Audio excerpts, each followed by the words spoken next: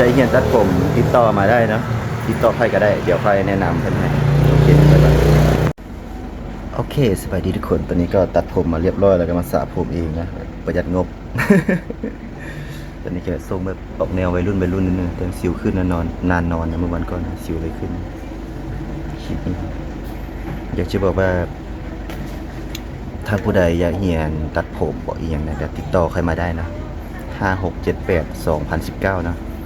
5678 2019นะเดี๋ยวค่อยแนะนำอาจารย์ให้ก็จะบอกว่าค่อยมีอุปกรณ์ให้นะสมมติว่าเรียนจบมานะสามารถลงกันได้ต้องใช้อุปกรณ์อย่างเดียวใช่ไหมโอเคเดี๋ยวค่อยจัดหาให้นะคือค่อยก็เป็นนั่นแหละค่อยขายออนไลน์นะมันค่อยสามารถหาให้เจ้าได้ว่าเจ้าต้องการสินค้าแบบใดนะติดต่อใครมาได้ค่อยหาให้เจ้าได้มีทุกอย่างที่เจ้าต้องการ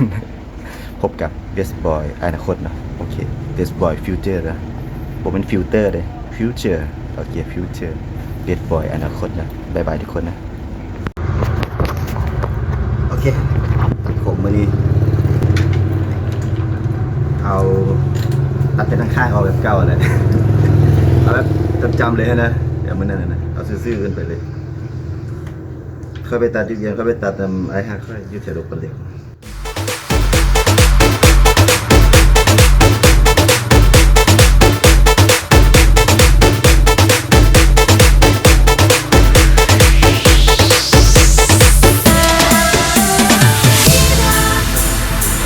Sentimiento de la vida,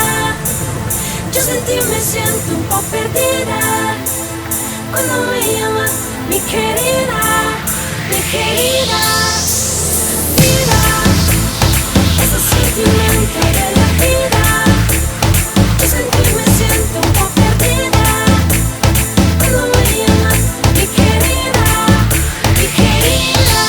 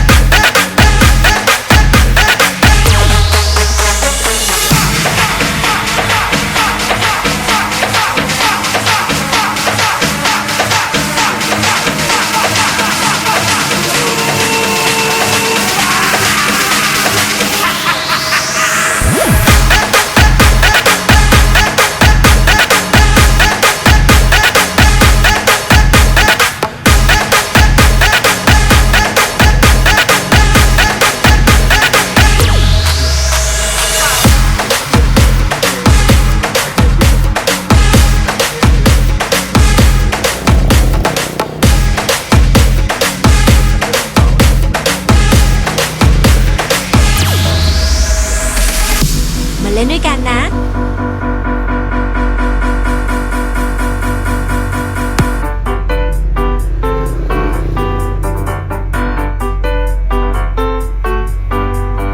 เริ่มเกม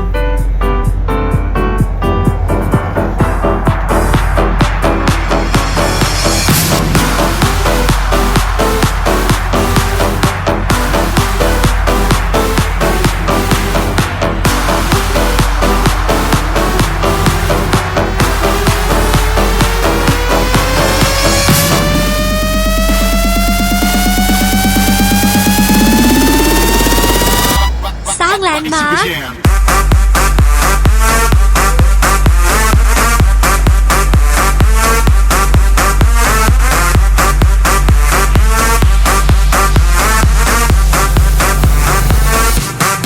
จากเวิลด์คัพ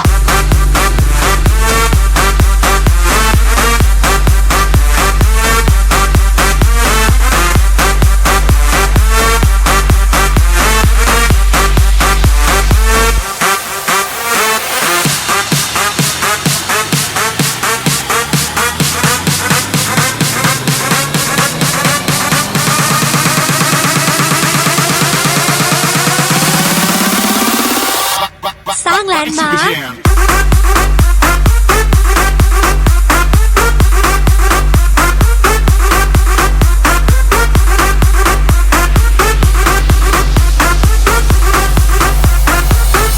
อย่าเอามือฉันไป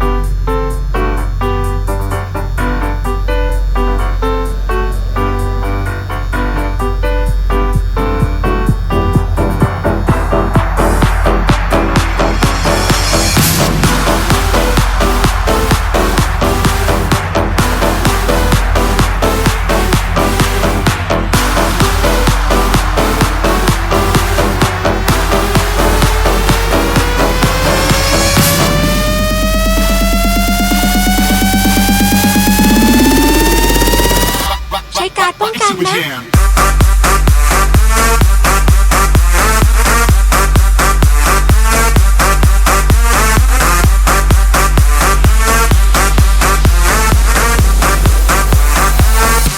ใช้การ์ดป้องกัน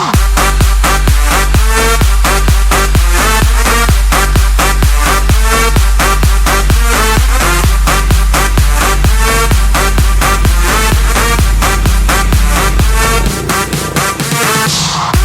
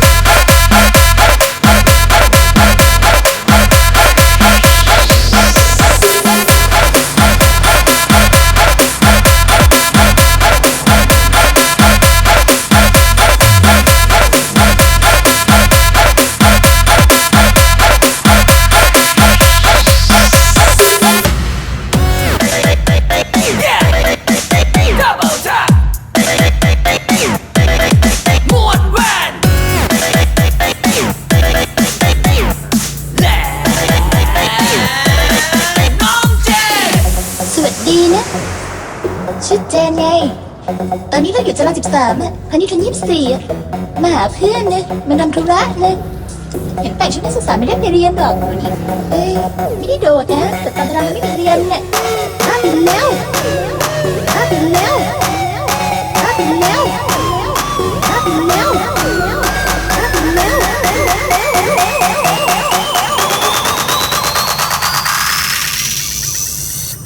สิงโตแหลจังอ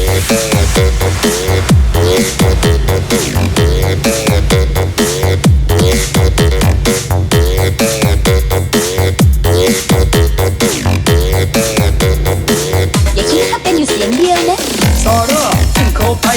คุณต้องเชื่อใจผม ให้ฉันเชื่อใจคุณ แต่คุณต้องทำตามคำสั่งผม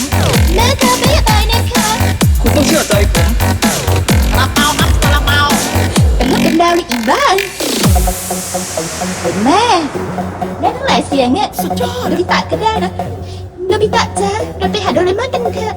นายเนี่ยนะเอาของพิเศษไปเลยปะเอานี่ไปเลยอะเริ่มนำวิถีดาวโตถ้าเป็นแล้ว เสียงยังเหมือน ถ้าเป็นแล้ว เสียงยังเหมือน ถ้าเป็นแล้ว เสียงยังเหมือน ถ้าเป็นแล้ว เฮ้ยเสียงยังเหมือน ถ้าเป็นแล้ว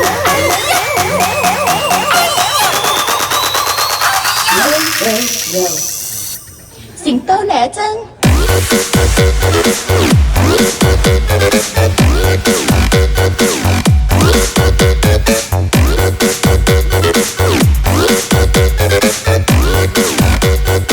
คิดว่าเป็นอยู่เสียงเดียวนะ ซาร่าวิ่งเข้าไป คุณต้องเชื่อใจผมอะ ให้ฉันเชื่อใจคุณ แต่คุณต้องทำตามคำสั่งผม นะคะไม่อายนะคะ คุณต้องเชื่อใจผมสิซาลาเปาครับซาลาเปาโอ้เย่ยาบาจ้าปวดแม่แล้วมาวิ่งแล้วมาเจ็บยาบาจ้ายาบาจ้า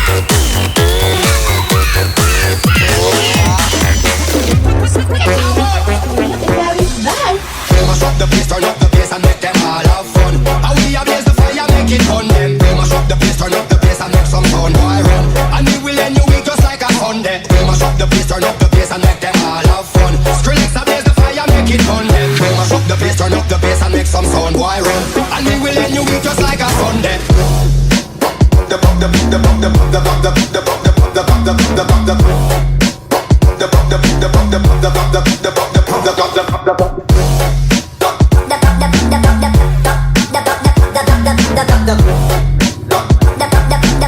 Mash up the place, turn up the bass and make them all have fun.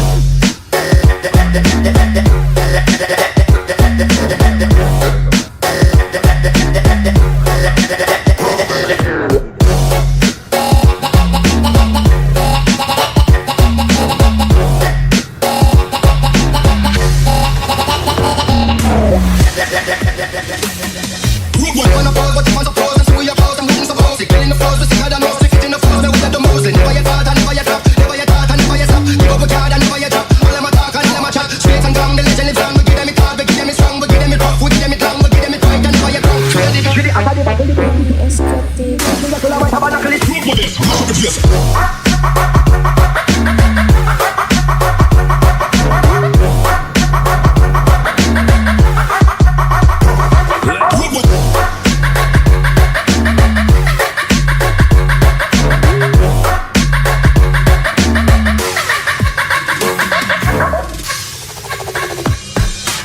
mash up the place, turn up the bass and make them all have fun. How we ablaze the fire, make it fun. Them we mash up the place, turn up the bass and make some sound. Boy run, and we will end your week just like a Sunday. We mash up the place, turn up the bass and make them all have fun. Skrillex ablaze the fire, make it fun. Them we mash up the place, turn up the bass and make some sound. Boy run, and we will end your week just like a Sunday.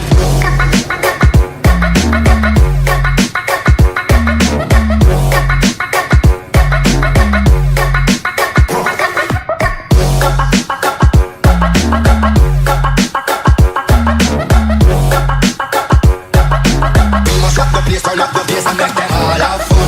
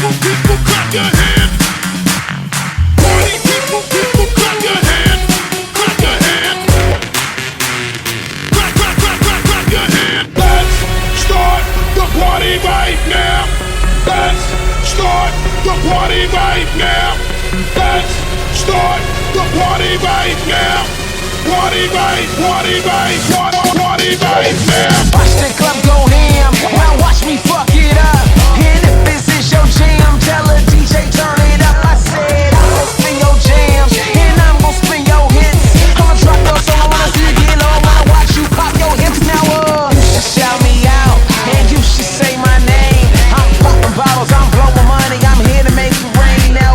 watch the club go ham, and watch me fuck it up. And if this is your jam, tell a DJ turn it up. Watch the club go ham.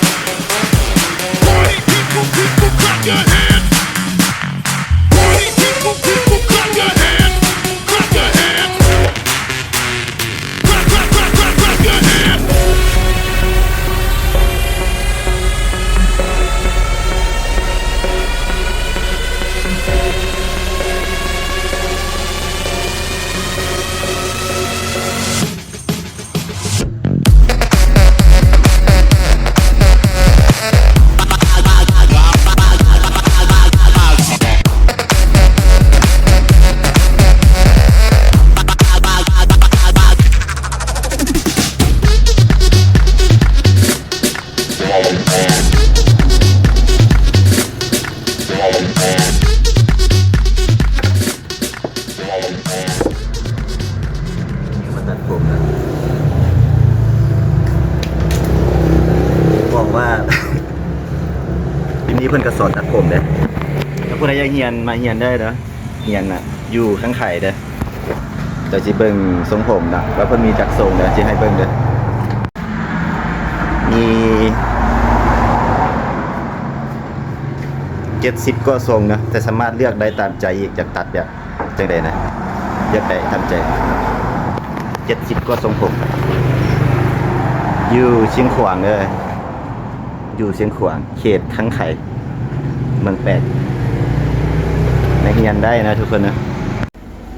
โอเคสบายดีทุกคนตอนนี้ก็ตัดผมมาเรียบร้อยแล้วก็มาสระผมเองนะประหยัดงบ